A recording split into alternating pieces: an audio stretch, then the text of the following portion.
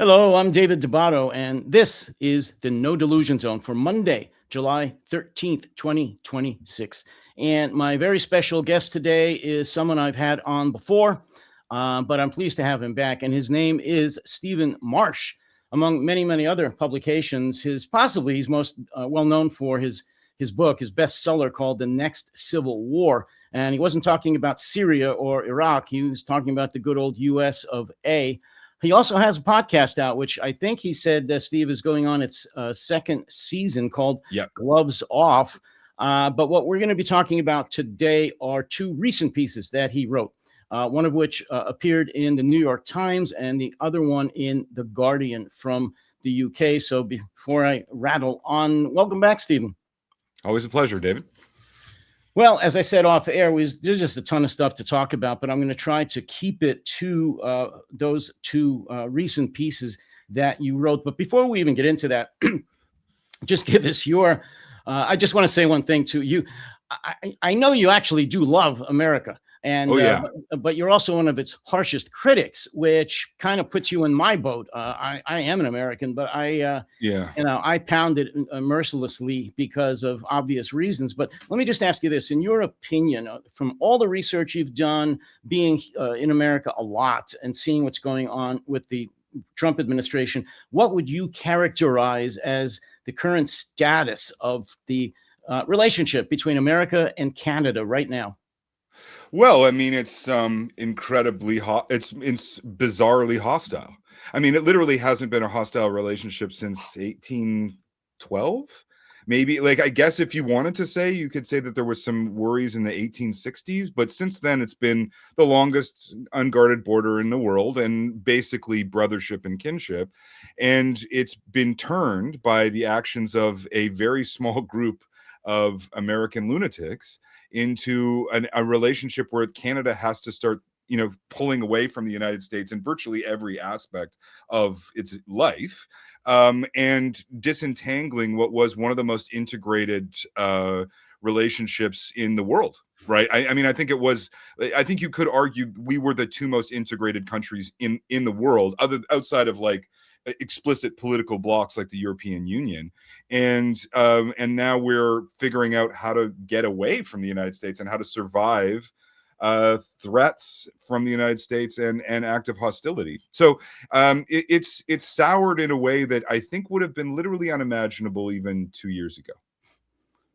I couldn't agree more. I mean, I am still reeling from what is currently being said, even, today between, the Trump administration and Canada, when people still not even jokingly talk about annexing it, becoming the 51st state and all the other, just horrible things, stupid things that they say. It still amazes me because I grew up in the era, like you said, we were best buddies. We had the largest, longest unguarded border on earth, possibly in history. So it pisses me off. So I certainly didn't, until I was about 33, you didn't need a passport to go into America. Yeah.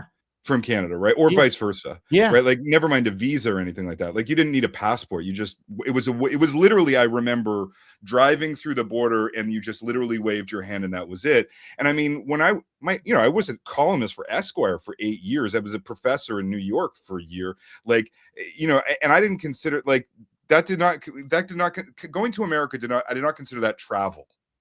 Right. Like, I considered that like, just a commute essentially.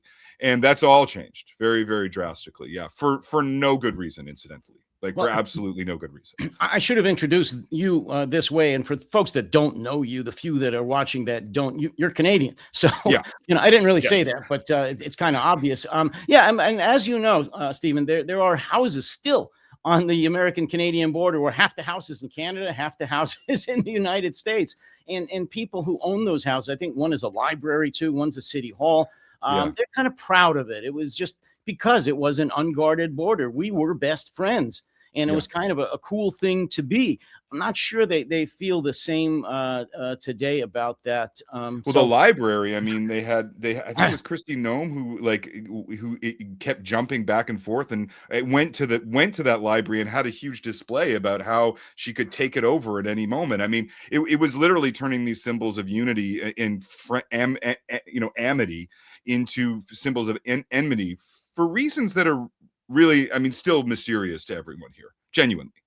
Well, I think what I'd like to do on that point is go ask her husband. He seems to have the answer to a lot of bizarre questions. But I understand they're getting a divorce, so he may be unreachable right now. Leaving that for the moment, let's get on to your New York Times piece. An interesting title, which is The Zombification of America. And at first, before I read it, I thought it had to do with the hollowing out of the American mind, because I've done so many posts and articles about the plague of stupidity, the pandemic of stupidity that is rampant in America right now. But that's not what you're talking about. So let me just get to it. I've got a couple of quotes here. Let me see if this is the right one. Yeah, I just want to read one excerpt if I could. And that is, hold on, let me just blow this up so I can read it.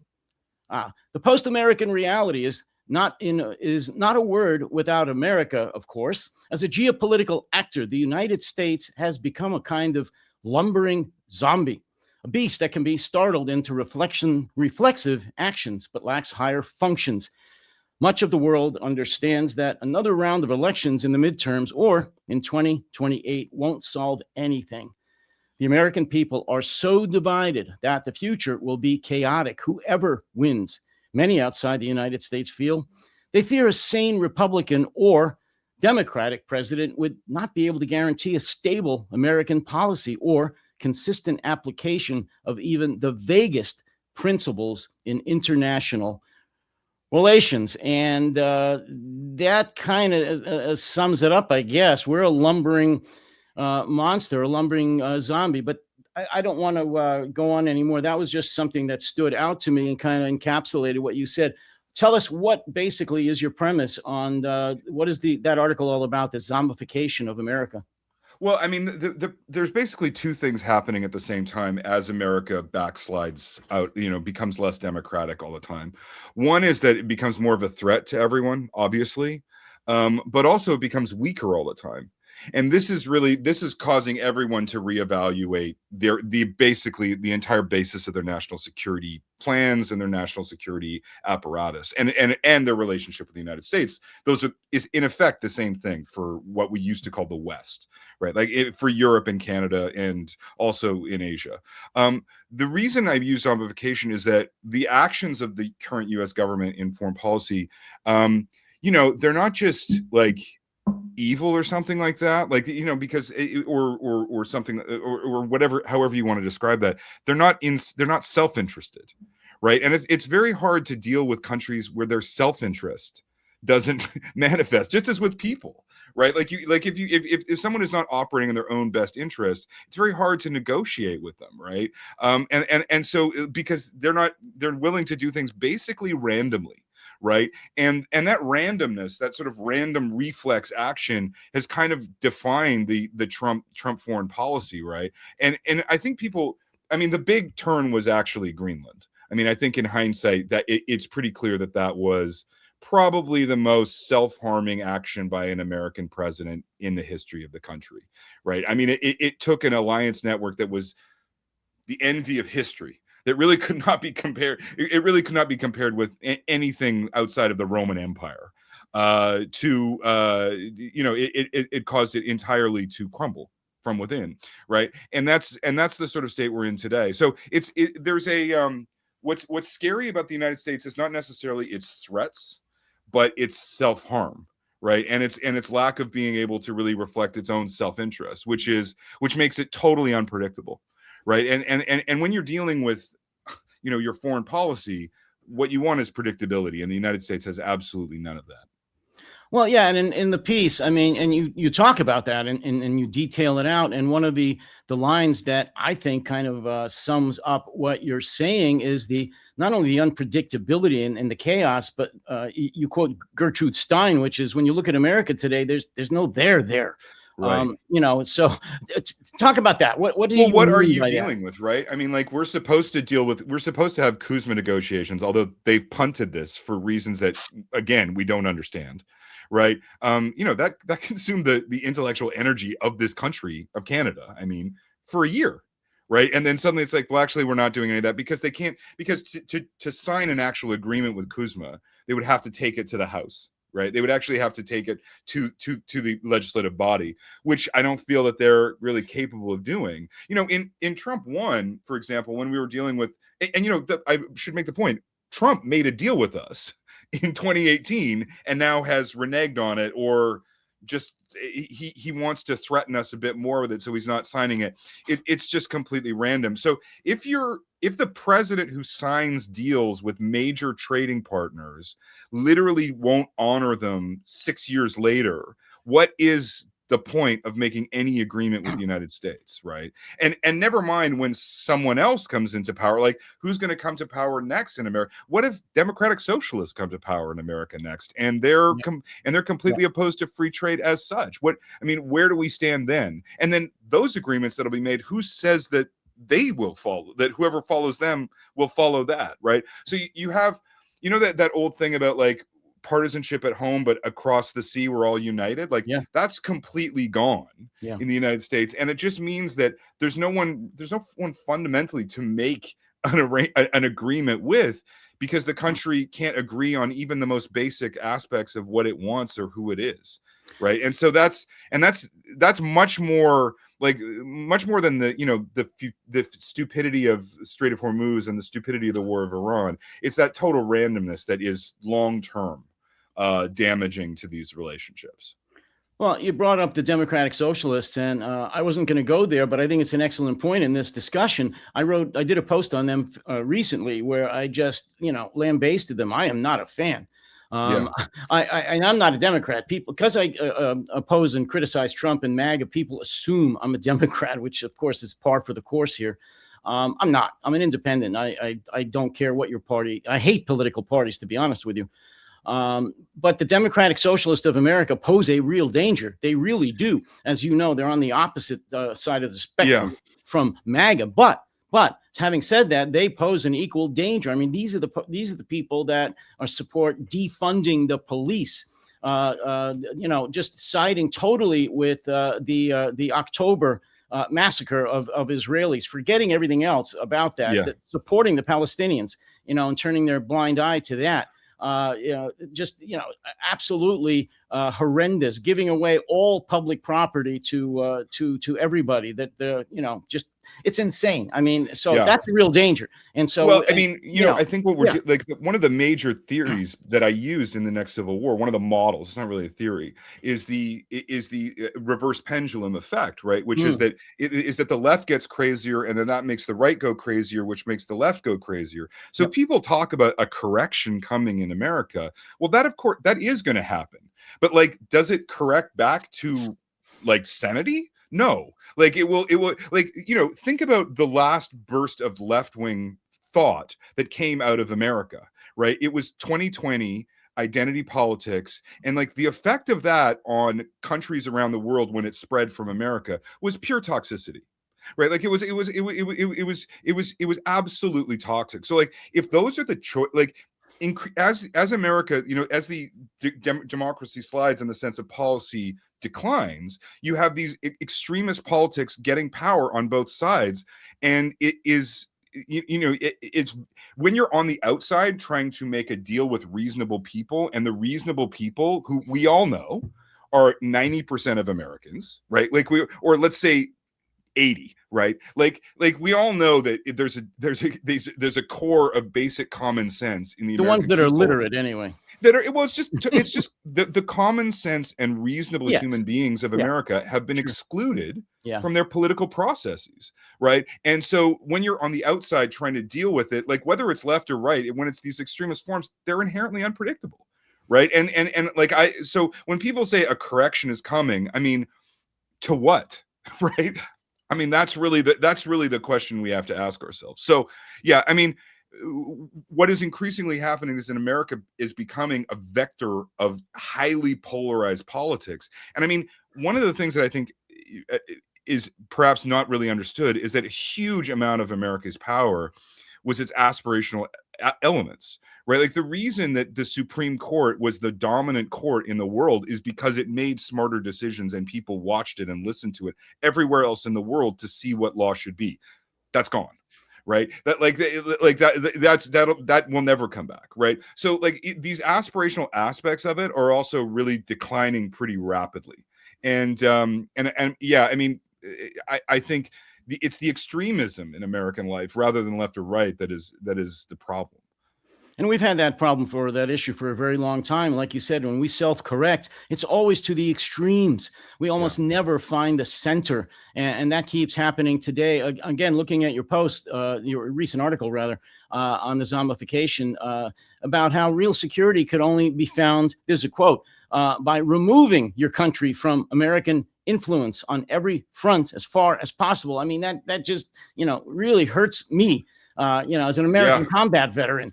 And putting my life on the line for this country. And the fact that you're right. I mean, most of the world now, you quote this in either this piece or the other one, about how most of the world now thinks America is the biggest danger to them. Not China, not Russia, not Iran. America poses the biggest danger to the world now. I mean, that I can't even put that into words. So China isn't threatening to rip up its treaties with us from 1908 about water borders. Right, like China isn't threatening to annex us. China isn't threatening to slap 25% tariffs on everything that we do.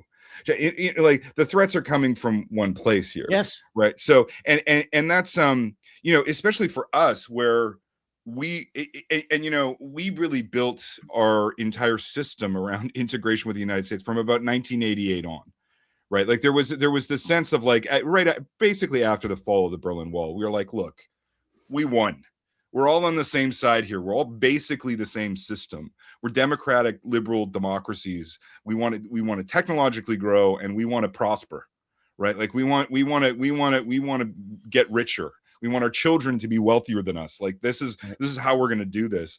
And that has been in place my entire life. Right, like I don't really have any other memory than that. So when it ends, like everything has to be reevaluated. That's what Gloves Off is about. Is like, well, how do we reevaluate literally every aspect of our national infrastructure on the basis of this rupture, what Carney called the rupture.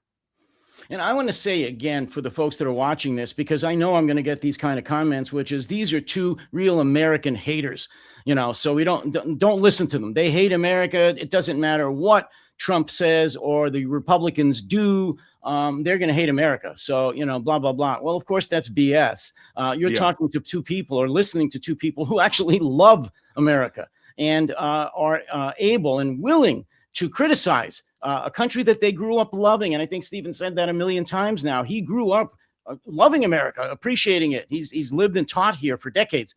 So this is not a matter of hate. This is a matter of critiquing someone that you love that has kind of fallen, off the wagon. That is so disappointing, and you need to point it out. That's what's going on here. And if folks don't see that, well, then you must be part of MAGA, and I'm not going to get through to you anyway. Yeah, I mean, America gave me every break I ever got. Like, like every mentor I had, everyone who built me up in my profession. Like, I thought of Toronto as like a flight from New York. I was working, my agents in, like my whole work life was in New York before all this. Yep. Right. So like, and I have family there, of course. Like these are like I think one of the things you should think of it, like if Canada's, like we literally all have family there. Like if we're talking about like we're pulling away, like we have to pull away. I mean, we have our reasons. We're not some French person who thinks Americans are all idiots. Like we're basic. Do you know what I mean? Like we're not like we're kin. It's I think that's even now, I think that's really important to remember. Well, let me ask you this, as a Canadian, but somebody who still loves America. I mean, you're absolutely right that the polarization here is literally tearing us apart. So how do you personally separate the insanity, the lunacy of the government, the MAGA Trump government, and how you just expressed the majority of the American people, whom I know you don't hate or dislike, Yeah. In fact, you said that they have common sense. They're not. How do you separate those two issues out? Well, I think as a Canadian, it's actually really easy because I know for a fact that it's not like Canadians are better people than Americans or that Americans are somehow worse people than other people in the world. It's the system that is breaking down. Right. When you're in a functional system and you see what a system in breakdown looks like, it's very obvious that, the problem here is not the American people or their brains or their spirit. The problem here is that they have a government, their order, their political order is in breakdown, and it is increasingly impossible for American citizens to control the policy of their government. And that creates despair, and it creates well, that this is the subject of the next civil war, right? I mean, like how breakdown works, how democracies fail in these moments.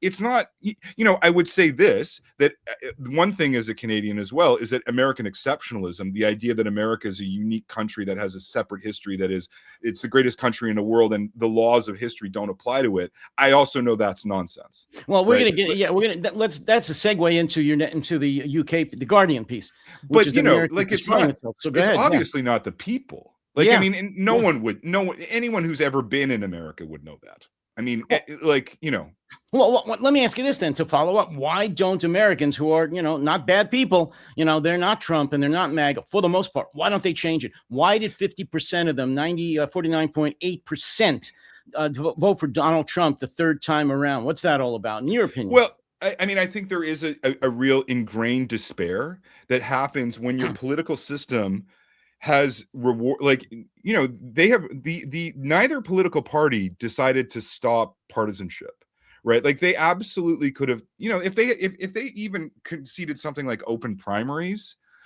it would be, wherever that has happened, political sanity has returned very rapidly. Right. But it is in the career interests of both of these parties and the politicians who run them to maintain this system. Right, because it keeps them alive, right, and it keeps their careers alive. I mean, I really think the naked careerism is an incredibly toxic American trait, if you'll forgive me. But in the political class, it's virtually absurd. In every parliamentary democracy, Canada, Britain, Australia, everywhere else, politicians resign all the time on principle. And when they resign, everyone thinks, okay, we have to take this guy seriously next time he runs. Right, we have to take this like that, but it's very people in American politics. Like I learned this when I wrote the book with Andrew Yang, right, and he took me through what a campaign works and like how the operatives work. Like they are in show business, they are in the business of monetizing attention, right, and that is a completely separate business from policy making. And so, I mean, think about it. In the next midterms, the ones that are coming up in 2026. Only 18 seats are toss-ups, right? So in this hyper-partisan environment of extreme political divisions in the United States, only 18 seats are truly competitive. This is broken, right? This is broken on some fundamental level. So if you think the system is broken, you may as well vote for a Lord of Misrule. You may as well vote for a clown. Right. I mean, and I think that's part of it. I mean, in England right now, where you have Nigel Farage versus Count Binface, this is also a sign of a broken system, right? Where it's like literally a man dressed as, a count from Sigma 9 on a spaceship might win elected office in the UK. So I think these it's these systematic forces that are the ones that are to be fair, they're very hard to change. But on the other hand, I don't see anyone attempting to change them because it hurts their careers.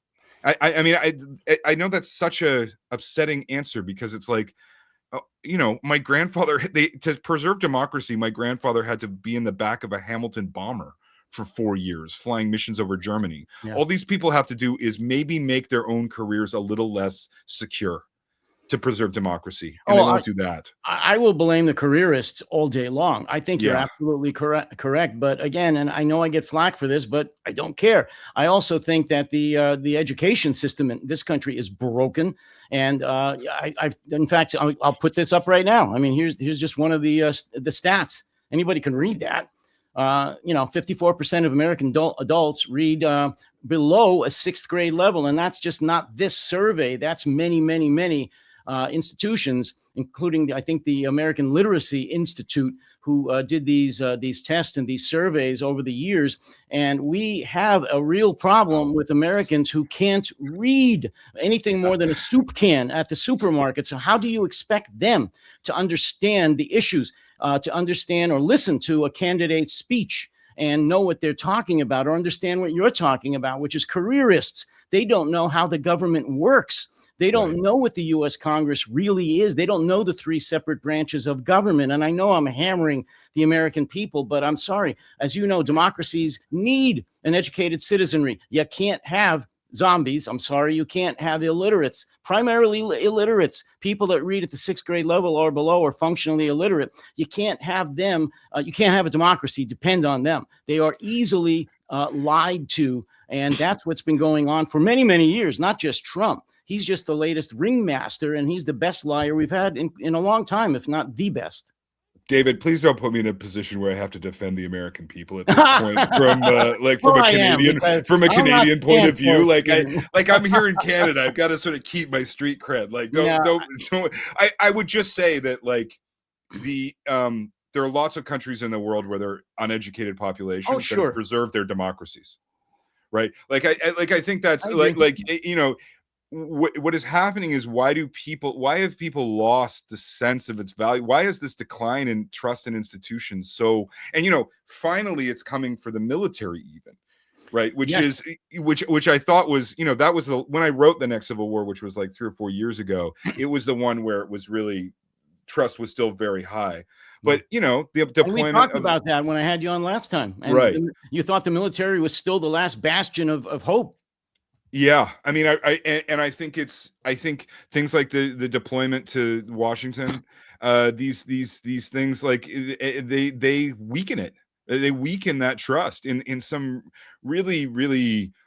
I mean, the consequences of those sorts of things, they're so diffuse and they go everywhere, and it's just so toxic. It's really hard to overstate how damaging that is. Well, I'm not going to blame just the American people. I did, and I do, but it's from both sides. What you talked about, the careerists, the fact that our politicians and the way our government and our Constitution is set up, it's almost impossible to get an amendment written and passed. For example, you can't change the Constitution that was written, in the late 18th century.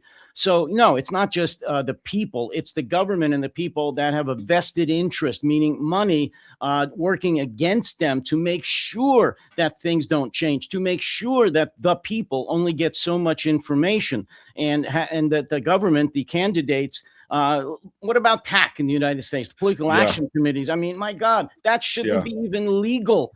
I'm not aware of any of the democracies, major democracies in the world, that allow that kind of corruption, that kind of money to flow through to their politicians.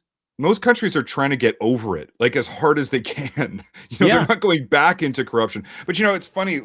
You reminded me just of something. Like when I did the first season of Gloves Off, I interviewed Margaret Atwood for it, and she was around for the first burst of Canadian nationalism in the 60s, like the real explosive Canadian nationalism. And I asked her, okay, we have the second explosion of Canadian nationalism. What's your advice? And her first piece of advice was, don't become anti-American. I thought that was really interesting, right? The author of A Handmaid's Tale, all that stuff. She was like, you have to understand it. Becoming anti-American is it's an easy way out, and it's not accurate, right? And not only is it not accurate, it's not accurate. So make sure you don't become lost in that. And I thought that was a really fascinating point of view to get from such a person. Yeah, you know what I mean? Who could easily, who spent huge chunks of her career, Yankee go home, all that stuff, right? And for her to say that, I was like, right, it is important to keep your head in these moments. God, wasn't her book, The Handmaid's Tale, especially prescient? I mean, my God, she could have written Project 2025. Okay, so let's get right into the other piece I wanted to talk about, which is that America is destroying itself. That just came out a few days ago in the Guardian. And one of the things, there's a lot to talk about, of course, in there. And you already talked about it. I'm just going to read one of the quotes here. One of the most important thing to come out of the revolution is American exceptionalism. And I just want to say this, after right now I've hammered the American people, I want to say that I'm not as harsh on the founders as you are. I actually do believe in the idealism that they stood for. And yes, of course, I know all about the fact that they were slave owners, they were rich white men. And of course, that's true, and all the faults that are ascribed to them. But I truly believed that they believed in the idea and the ideals that they were talking about, and that they wrote into the Declaration, the Bill of Rights, and later on into the Constitution, knowing that it was very imperfect, that they were doing what they were doing, and that they were flawed individuals, but by what they wrote, especially allowing the Constitution to have amendments and changes that it would change, that we would strive always to be a more perfect country. And I know that sounds very Pollyannish, but I truly do believe in that, which is why I joined the military, why I went, to war, why I did many of the things I did in defense of this country. And I still believe in that picture, that history of America. It's morphed now into beyond our worst nightmares, because our Constitution never did have the guardrails, never had the enforcement capability to force an unscrupulous lunatic like Donald Trump from obeying the law. That's possibly its biggest flaw. But again, I believe in the ideals of the founding fathers, but I believe that they made some incredible mistakes, not being as prescient as a Margaret Atwood, and seeing what this country could become if they didn't have a solid enforcement mechanism to hold corrupt SOBs like Donald Trump in check. Listen, I mean, I just really, this contemporary trend of like looking back on people in the past and judging them in these absolutist ways is just totally ludicrous to me. I mean, I just think it's like, they were people. Why don't, what do you think they're going to say about us in the future? Right? Like, I promise you this, it won't be as nice as what they say about George Washington and Thomas Jefferson, about our generation, our time on this earth, right? Like, and I think, so given that, I mean, what I actually found fascinating, as someone who really came at it as an outsider, like, I was not taught this stuff in school. I was not, these are not the lessons that I learned, is that, you have these, men, in particular Washington and Jefferson, and also Benjamin Franklin, who really understood the dangers of the system they were creating. I mean, George Washington's farewell address, it's sort of been forgotten now as a founding document. They used to have recitation competitions of it in the 50s and so on. It was absolutely considered on par with the Declaration of Independence, the Bill of Rights, and so on. Like, it's totally prescient. I mean, it could not have described the current reality with any more accuracy. Absolutely. And then when you hear Jefferson describing the Constitution, which he says, a Constitution that lasts longer than 19 years is a contract with the dead, right? Like that a Constitution needs to be renewed constantly, because I mean, what's so amazing about this moment is that you have these founding fathers whose real genius, and there's no question that this is the great work of 18th century Enlightenment thinking, period, is that they want to create practical politics, right? Like, they want to create politics that is outside of the ghosts. Like, I mean, when Charles was named, I read about the coronation for Charles III. Like, he had to get sacred ointment sent from Jerusalem to be smeared on his forehead. He's got the ruby on the crown that Henry V wore in the Battle of Agincourt in 1415. There's this and he's literally chosen by God to have this rule. So they're doing away with all of that, and they've become ghosts themselves now. Right, they've become this sacred objects that recreate almost perfectly this kind of impractical politics. I mean, that was really my point about the originalism of the Supreme Court, right? And this return to a kind of like, well, what did they really think in the 18th century? Well, in the 18th century, what they were thinking is, how do we deal with now? Like, not how things used to be. Like, how do we create a political system that works for right this moment and keep it working for people right this moment? And so that has become lost, I think. Well, it actually is just, it's no longer practically possible. I mean, you know, as I said to you the last time I was on the show, I think France is in its fifth republic. The truth, I mean, America is still in its first, and Yep. you know, and it's this system is no longer, doesn't make sense anymore.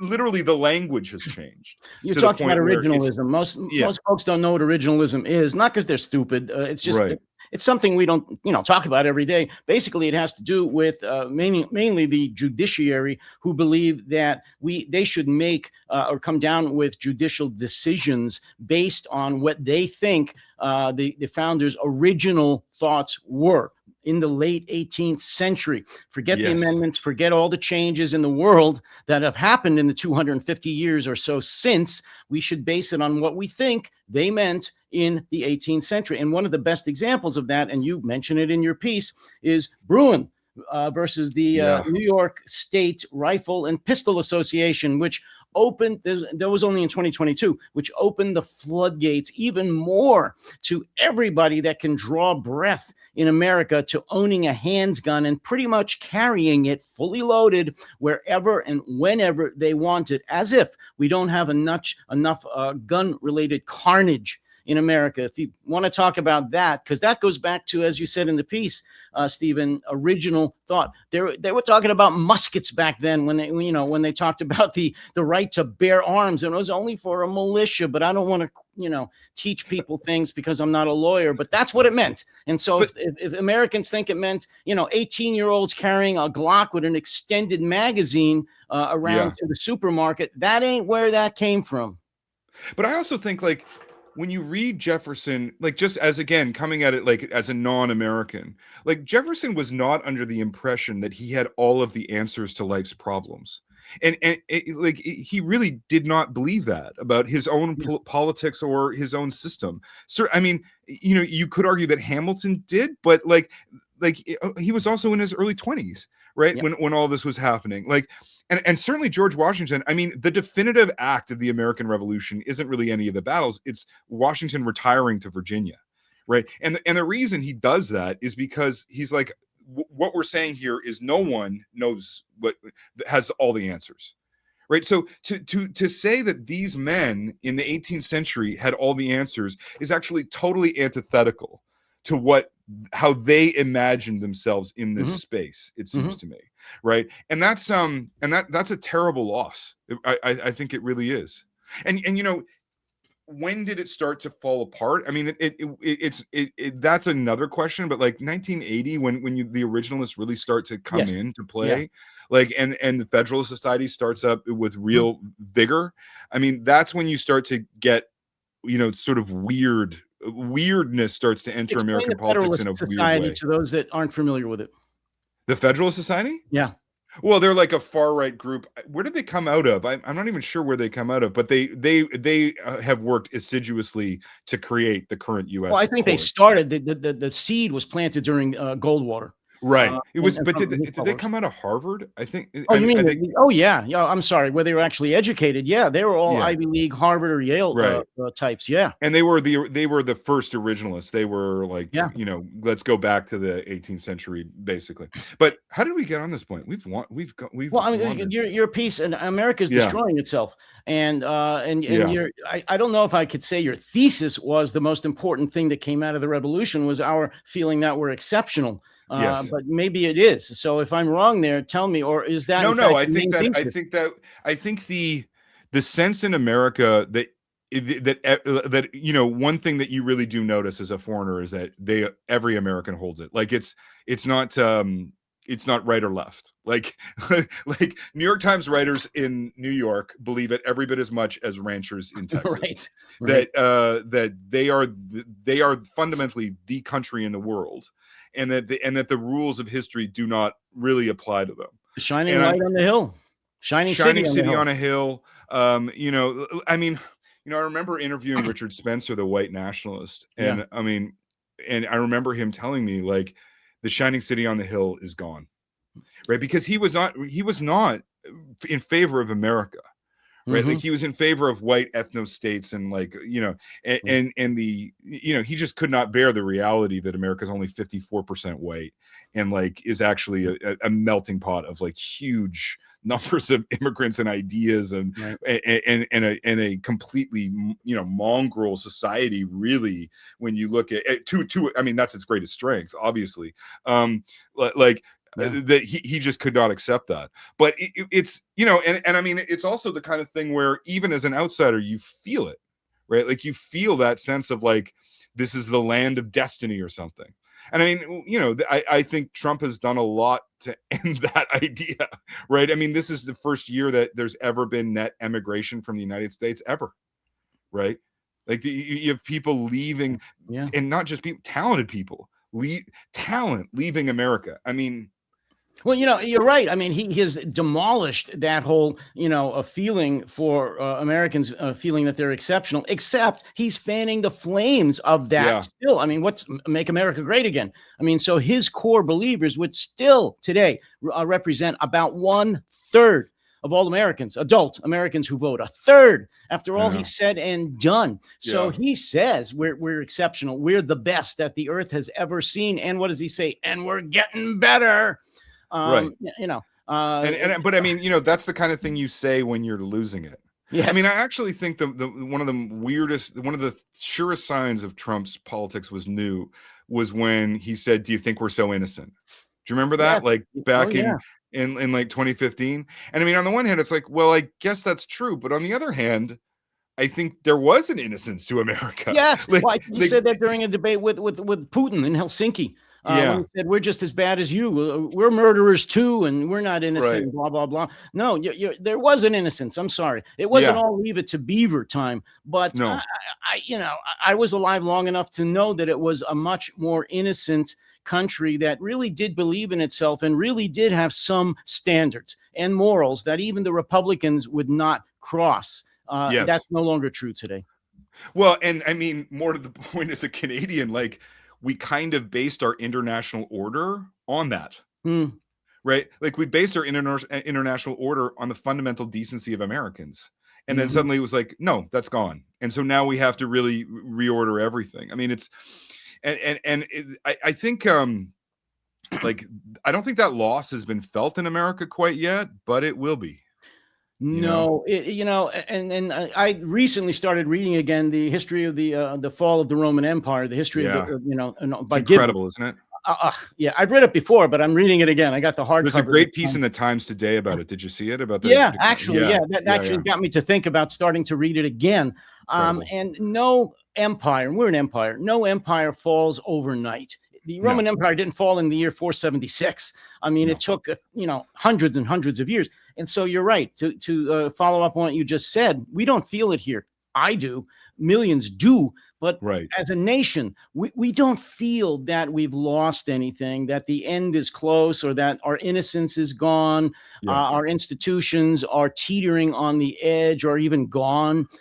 You don't get that here. You get the sense that the gas prices are too high. I can't afford to buy steak anymore, blah, blah, blah. But you don't get the sense of what you're saying, that it's all over. Americans a laughing stock. We're almost the most hated country in the world. The world fears us now, does not want to be under our defense umbrella. You don't get that here. Yeah. And I mean, like going around doing this show, like talking to Europeans, especially, like, Europe is like, this is not going to be just a U.S. military problem, right? Like they're working on ways. They're pretty close to getting a way to replace Visa in Europe. Like they've had some scary things. Like we talked to a guest who was connected with the Danish government, and like when Trump threatened Greenland, they realized that they were using an American bank, I don't think it was Goldman Sachs, but it was one of the investment banks, to distribute cash to their, out of their pension plan, like to just do that mechanics of it. And they were like, we're not doing that anymore, because that means that the United States could effectively turn off the cash supply in Denmark overnight, right? So they're going to get a German bank to do it. And for every American company that enters all of these markets and has taken these markets for granted forever, there's going to be I call it the unconscionable tax. There's going to be like, well, how can we do business? You know, you go and talk to these people, they're fully decent people who give you all of their assurances that they would never listen to this stuff, but the US government can do what it wants with them, right? And so pulling away from America is not just pulling away from, you know, the US military or the US political structure. It's also going to be US companies, especially US tech companies. I mean, that's priority one for most of the world right now. Well, you know, you mentioned that it's not just military, and you're absolutely right. They're trying to get out of, you know, using Visa and MasterCard and the American credit card system as well. But going to the military, the defense contracts that are being lost on a daily basis in Europe, because Europe did heed Trump's threats. And they are now retooling their defense industries after, you know, decades of a lull. And so they are slowly, pretty quickly, actually replacing American defense contractors, American weapons, Americans' weapon systems, American contractors who got paid a lot of money. That's billions and billions of dollars that Americans, the American industry economy is going to lose. How many people now are not studying in American universities anymore? Hundreds of thousands. 17% decline. There you go. That's a lot of money when these. That's a lot of talent. That's a lot of talent. Yeah, thank you. The money's one thing. Not having that talent. Well, I mean, okay, briefly. I don't know how much longer you have, but I'm a big supporter of higher education, and I've written and talked about that a lot. That's one issue about the fact that we're not getting the world's best and brightest anymore. So forget the money. You're right. Just the amount of talent and brain drain that is occurring. But the decimation, the absolute crippling of the American higher education system by the Trump administration is unbelievable. And so it pains me. Weird. I mean, I never put that in the next civil war because it just doesn't make any sense. No, like it's literally cutting off your nose. It's cutting off your nose to spite your face. Like it's like you don't want science. No, like we're in the 21st century, and you're choosing to alienate the engineers. Like it just literally doesn't make any sense, right? From strictly a raw power point of view. Right, like from a naked power point of view. I mean, it's. I think genuinely. I mean, I meant it in the piece where I'm like, I think future historians will ask themselves, why did America do this to themselves? Mm-hmm. And I mean, even people like me who are right here, close observers, you know, interviewed 200 people across the country. Like, I don't get it. I think it's one of the great mysteries of history. I genuinely do.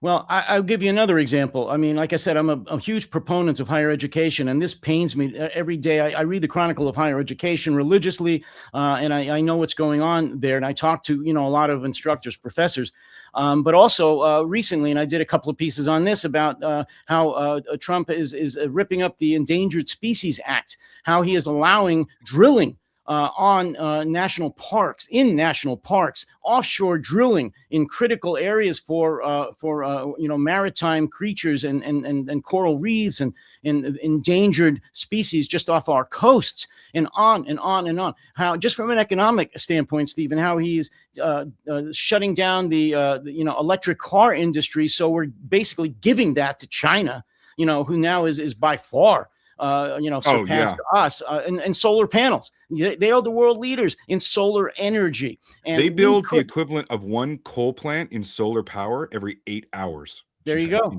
There you go. And so he, you know, just for a minute, forget the, you know, ecology and the environment. He doesn't believe in that because he doesn't believe in science or education.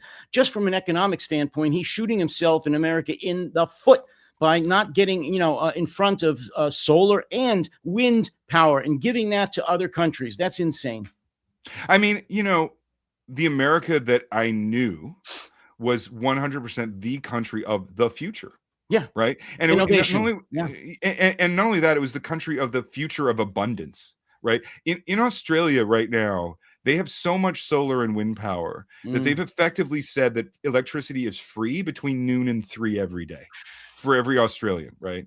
Because they have a surplus. right? So they can't, and so people are at home getting battery systems so that they can get as much power as they can between noon and 3 to use it for the rest of the day. You're effectively entering a system in Australia where for ordinary people energy costs are negligible, right? Like, how can that be happening in Australia and not Minnesota? You know what I mean? Like, or California, right? Like it's truly mysterious.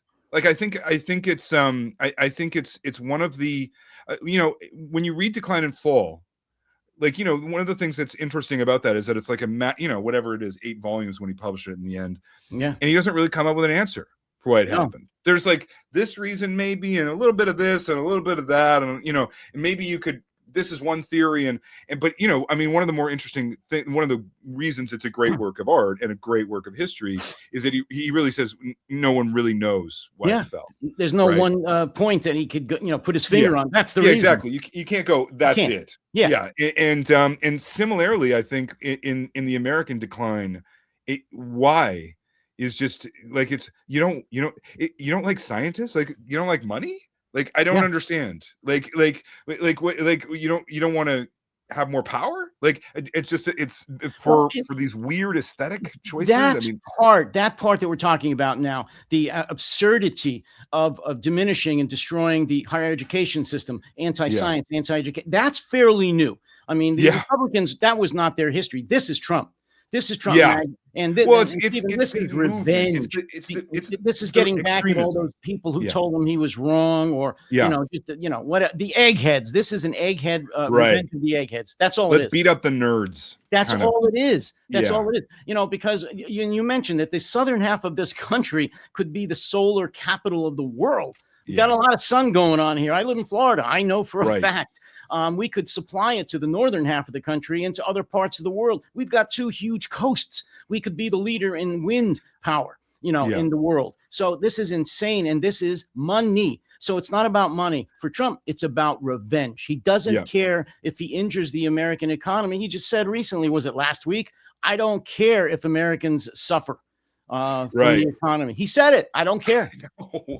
Well, he's increasingly like, one of the things that we did when during the podcast is like what all these countries are hiring now are psychologists of impulsivity, because like they can't, like you're not dealing with like zombification, right? Like trying to work out a theory of Trump or like a doctrine or something like that, forget it. Like, it's not like you're not dealing with someone who's capable of a doctrine. The chaos. You're dealing with someone who's like impulses. Like, it's just constant fluttering of impulses. I mean, this new one about the Strait of Hormuz, that they're going to, essentially make the American military into a mercenary force that will take 20%, that you hire to get your boats through the Strait of Hormuz. I mean, well, that's why it gets me so angry, because I do a lot of interviews and people ask, well, what is his theory? What is his strategy on this? Or what is his tactic? What's his goal here? And I keep saying he doesn't have a coherent strategy. He doesn't have a goal. The man doesn't read. He has his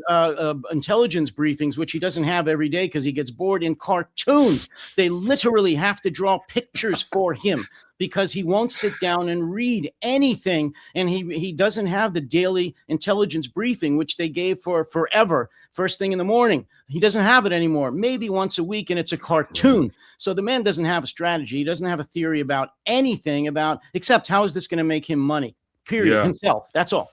Yeah. It's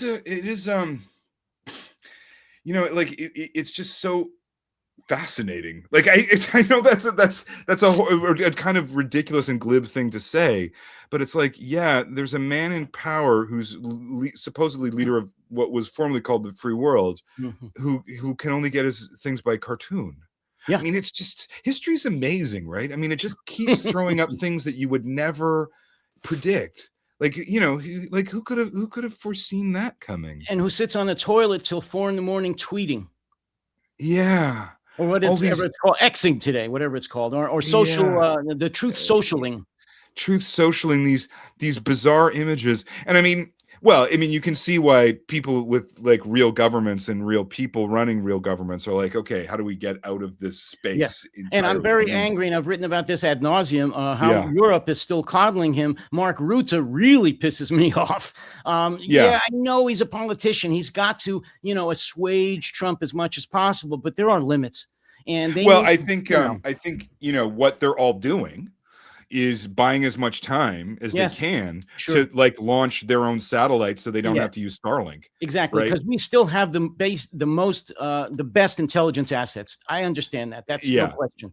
I mean, that is, so it's like, well, let's get through, if we can get ourselves but in a year, Yeah. I think like, there will be, I mean, he also makes it impossible to be his ally.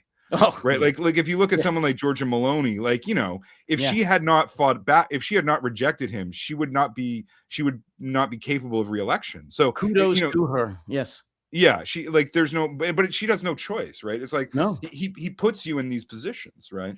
I mean, He insults the Pope. I mean, really. yeah, I mean, well, there's nothing beneath him. There's yeah, nothing beneath him. of course. Of course. So I don't know. Look, you probably don't have a lot of time. We're rounding up to almost an hour here. I could go on for much, much longer, but I won't.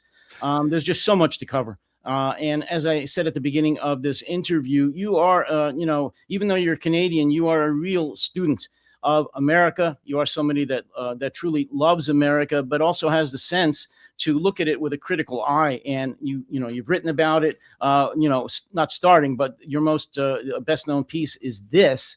And like you said, that was 3 or 4 years ago, and things have changed quite a bit like that since then, because they change every day with Trump. And just, I didn't put this up. This is his your new piece in the Guardian. So I encourage folks to get this. You can get it online, of course, as well as his piece in the New York Times. I encourage everyone that's listening to this to read both of these pieces, and also to go to his podcast, which is called Gloves Off. And it's going into its second season. And if I'm really, really nice, and I actually give enough money, I may be a guest on this, he told me. So we'll see in the future, though. It depends on what I do. It's a limited series. We do 8 episodes at a time. Oh, really? It's not every week we do one. So it's a little. Well, I understand. Yeah.